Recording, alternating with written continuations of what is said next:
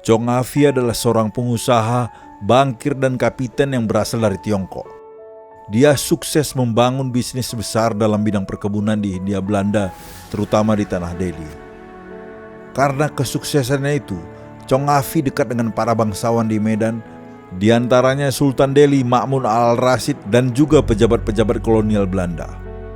Chong Afi lahir pada tahun 1860 dengan nama Chong Fun Nam dari keturunan suku Hakka di Sungkow, selatan Tiongkok. Sosok Chong Fun Nam akhirnya lebih dikenal dengan nama Chong Afi. Dia berasal dari keluarga yang sederhana. Dia meninggalkan bangku sekolah dan membantu menjaga toko kelontong milik ayahnya. Walaupun hanya mendapatkan pendidikan seadanya, tetapi Chong Afi sangat cerdas dan menguasai cara-cara berdagang sehingga usaha keluarganya cukup sukses. Namun keinginannya untuk lebih sukses membuat Chong Afi ingin mengadu nasib di perantauan. Dia memutuskan meninggalkan kampung halamannya dan pergi ke Hindia Belanda menyusul kakaknya, Ching Yong Hian, yang sudah 5 tahun menetap di Sumatera. Setelah berbulan-bulan berlayar dengan kapal Zoom, Chong Afi tiba di Labuan Delhi pada tahun 1880. Saat itu kakaknya, Chong Yong Hian, sudah menjadi kapiten atau pemimpin orang-orang Tionghoa di Medan. Dia tidak mau menggantungkan hidup dengan kakaknya. Chong Afi bekerja di toko milik seorang Tionghoa bernama Chong Sui Fo. Di toko itu, Chong bekerja dari memegang pembukuan, melayani pelanggan, hingga menagih hutang. Ia dikenal pandai bergaul, tidak hanya dengan orang-orang Tionghoa, namun juga dengan orang Melayu, Arab, India, dan orang Belanda.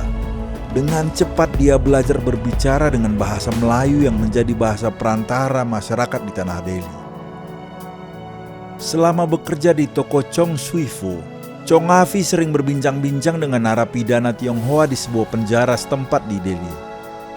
Kebetulan ketika itu, toko kelontong Chong Sui Fo menjadi pemasok kebutuhan penjara dan Chong Afi sering mendapat tugas mengantarkan barang. Chong Afi menaruh simpati kepada mereka karena kebanyakan orang-orang Tionghoa itu dipenjara karena menjadi anggota sebuah organisasi rahasia. Chong Afi tumbuh menjadi sosok yang tangguh, menjauhi candu, judi, minuman keras, dan pelacuran. Dia menjadi teladan dan punya jiwa kepemimpinan yang tinggi. Dia sering menjadi penengah jika terjadi cekcok antara orang-orang Tionghoa dan etnis lain. Di perkebunan milik Belanda, sering terjadi keributan di kalangan buruh-buruh Tionghoa yang menimbulkan kekacauan. Buruh-buruh Tionghoa di perkebunan banyak berasal dari provinsi Kwantung dan Hokkien di Tiongkok, yang kadang sangat merepotkan pihak Belanda. Karena kemampuannya memediasi, Chong Afi sering diminta Belanda untuk membantu mengatasi masalah-masalah yang kerap terjadi. Akhirnya masyarakat Tionghoa meminta penguasa Belanda mengangkatnya sebagai Wigmister atau kepala kaum bagi orang-orang Tionghoa. Permintaan itu dikabulkan. Chong Afi diangkat menjadi letnan Tionghoa dan ia kemudian pindah ke kota Medan.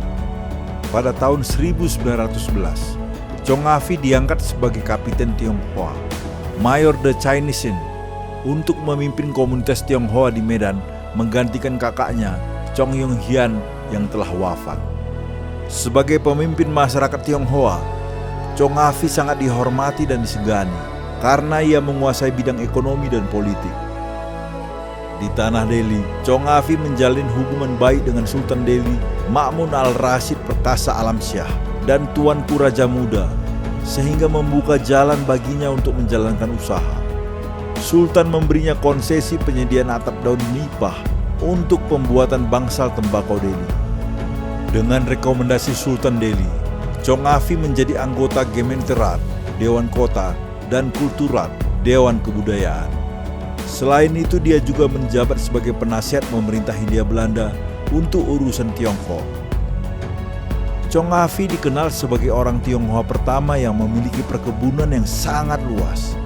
Dia mengembangkan usaha perkebunan tembakau di Delhi, perkebunan teh di daerah Bandar Baru, dan perkebunan karet di Sibulan, serta perkebunan kelapa.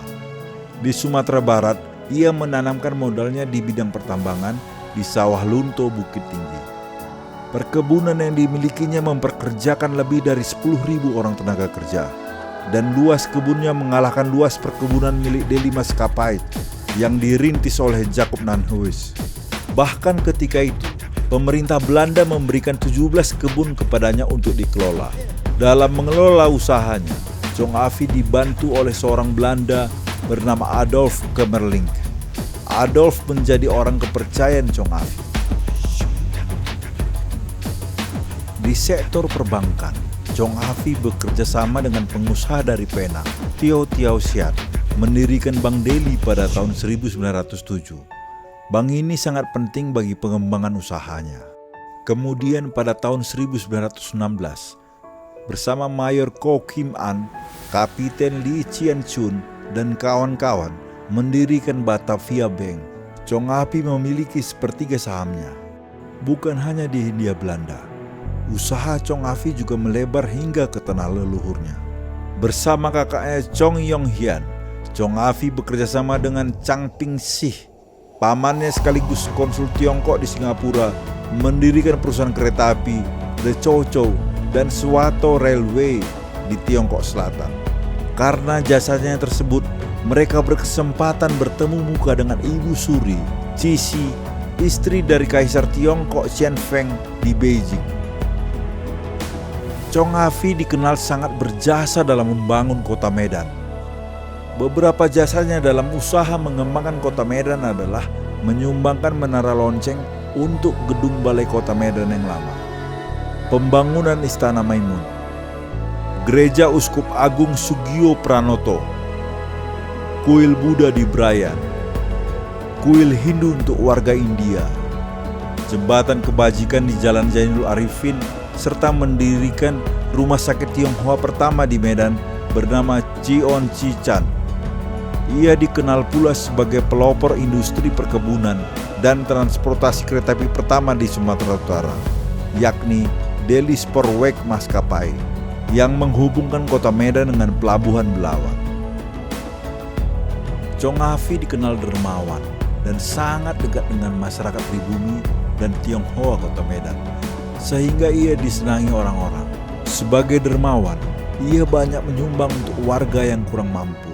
Ia sangat menghormati warga muslim, bahkan berperan serta dalam mendirikan tempat ibadah, yakni Masjid Raya Al-Masum dan Masjid Gang Bengkok, serta ikut merayakan hari-hari besar keagamaan bersama mereka.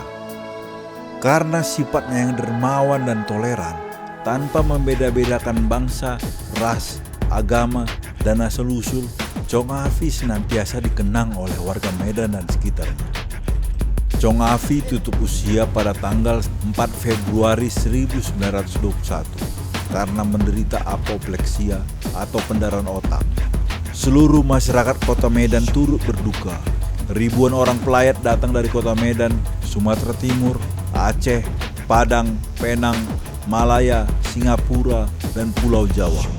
Prosesi pemakaman Chong Afi berlangsung dengan megah sesuai dengan tradisi dan jabatannya.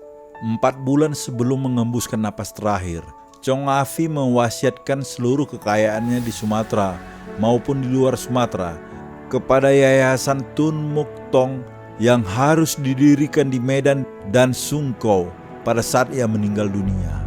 Ia menuliskan permintaannya agar yayasan tersebut memberikan bantuan keuangan kepada pemuda berbakat dan berkelakuan baik dan ingin menyelesaikan pendidikannya tanpa membedakan kebangsaan. Chong juga berpesan agar yayasan membantu mereka yang tidak mampu bekerja dengan baik karena cacat, serta membantu para korban bencana alam tanpa membedakan kebangsaan dan etnis. Bangunan kediaman Chong Afi berada di Jalan Ahmad Yani, Kesawan, Medan, yang didirikan pada tahun 1900. Saat ini dijadikan sebagai Chong Afi Memorial Institute dan dikenal juga dengan nama Chong Afi Mansion. Rumah ini dibuka untuk umum pada tanggal 18 Juni 2009 untuk memperingati ulang tahun Chong Afi yang ke-150. Rumah ini merupakan bangunan yang didesain dengan gaya arsitektur Tionghoa, Eropa, Melayu, dan Art Deco dan menjadi objek wisata bersejarah di Medan. Di rumah ini Pengunjung bisa mengetahui sejarah kehidupan Chong Afi lewat foto-foto, lukisan, serta perabotan rumah yang digunakan oleh keluarganya, serta mempelajari budaya Melayu Tionghoa. Chong Afi adalah legenda kota Medan. Karena sifat yang dermawan dan toleran tanpa membeda-bedakan bangsa, ras, agama, dan asal-usul, Chong Afi senantiasa akan dikenang oleh warga Medan selama-lamanya.